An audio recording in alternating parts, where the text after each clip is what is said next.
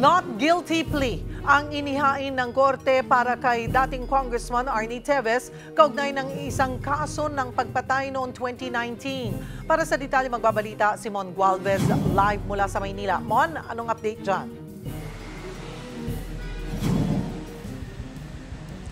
Yes, Cheryl, tumanggi muling maghain ng plea si dating Negros Oriental Congressman Arnie Teves kaugnay sa kasong murder na kinakaharap nito. Kaya naman korte na ang naghain ng not guilty plea para sa kanya sa ginawang arraignment ng kaso kanina.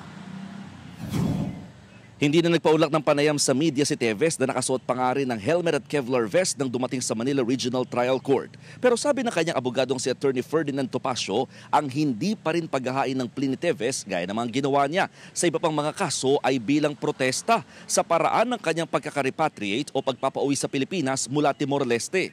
Samantala, may kaugnayan daw yung kasong hinarap kanina ni Teves sa pagkamatay ng dating board member ng probinsya noong 2019. Bagay na gate ng kampo ng dating kongresista, una nang naibasura ng Department of Justice matapos ang ginawang preliminary investigation. Kaya nagtataka raw si Topacio kung bakit muling nabuhay ang kaso.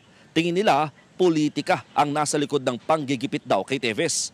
Sa July 22, itinakda ang unang hearing o pagdinig para sa naturang kaso. Iba pa ito sa multiple murder case na kinakaharap din ni Teves kaugnay sa pagkamatay ni dating Negros Oriental Governor Roel Degamo at siyam na iba pa. Cheryl, sa ngayon hinihiling naman ng kampo ni Teves na payagan sila ng korte na dumalo na lamang sa mga susunod na pagdinig sa pamamagitan ng video teleconferencing. Tingin kasi nila, malaking abala at gastos daw ang nasasayang sa tuwing ini-escortan papunta sa korte at binibigyan ng mahigpit na seguridad itong dating mababatas. Cheryl. Maraming salamat, Mon Gualvez.